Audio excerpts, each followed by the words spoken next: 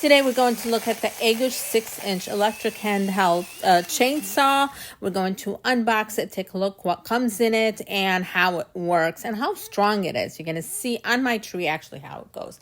It comes with some gloves to keep you protected.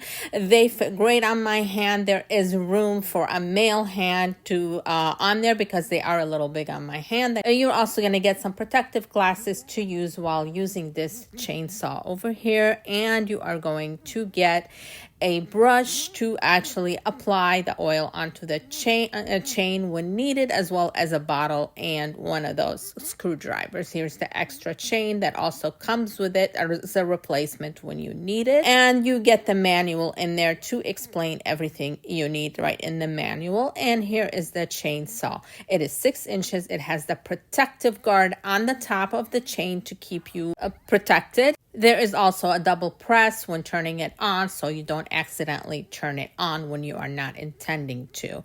This chainsaw here is compatible with all Dewalt batteries. As you can see, you can use several Dewalt batteries right along with the chainsaw. Here is my husband using it out on the tree. Very strong, huh? Yeah.